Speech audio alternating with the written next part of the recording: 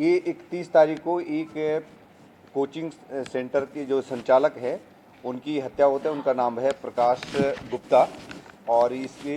Sir पे चोट थी और घसीटा हुआ बॉडी था। तो घटनास्थल से ऐसा लग रहा था कि या तो स्वयं भी इनके मौत हो सकती है या इनके साथ घटना कारित की गई है। उसके बाद जब वीडियो फुटेज देखा गया तो उसमें देखा गया कि एक महिला आते हुए बुर्का पहने आते जाते दिख रही है। इसी सूचना पर इसी जो है इन्फॉर्मेशन को डेवलप करा गया और डेवलप करने के बाद आज इसको मोहित द्विवेदी को पुलिस द्वारा पकड़ा गया है और मोहित द्वारा पूरा जुर्म का इकबाल किया है। इसलिए घटना करने का कारण ये था कि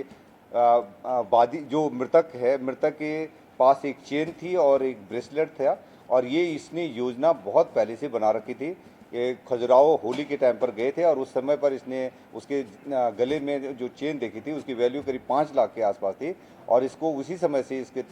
उसे लूटने का एक प्लान बन गया था। और जिस दिन इसने घटना करनी है उससे पहले इसने अपनी पहचान छुपाने के लिए यूट्यूब के माध्यम से कि यदि घटना करनी है तो पहचान कैसे छुपाई जा सकती है, तो इन्हें बुर्के का खरीदा और बुर्के का इस्तेमाल करते हुए ये जेके अस्पताल में के पास जाता है और वहाँ गाड़ी में अपने हुलिया चेंज करने के बाद घटनास्थल पर जाता है और गूंगा बन करके इसने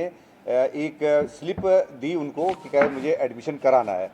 और उस पर लेकर के 10 मिनट बाद फिर ये एंट्री पाता है और मौका पाते हुए, क्योंकि मृतक भी नशे में थे और उसको उसने छीना झपटी में वो गिर गए, उनके सर पे चोट लग गई और इसने ब्रेसलेट और चेन को लूट के चला गया। बाद में इसको ये अंदाज़ा नहीं था कि इनको पकड़ा जा सकता है इसमें, क्योंकि ये जो अक्यूज़ है ये BA LLB और MA है और ये जिसने TGT का एग्ज़ाम भी दिया कल, इंग्लिश में पढ़ा, इंग्लिश का वो है, इससे पहले कोचिंग भी चलाता था और ये ऊपर नीचे दोनों कोचिंग चलाते थे पहले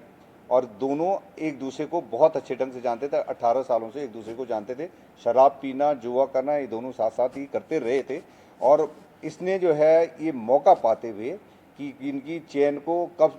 कैसे करा जा सकता है इसके लिए इसने पहचान छुपाने की कार्य योजना बनाई और बाद में ये फरार हो गया था और पुनः सब देखने के लिए आए थे कि क्या पुलिस कर रही है, तो पुलिस की एक्टिविटी पर इनकी पूरी नज़र थी। सर, जिस दिन घटना हुई उस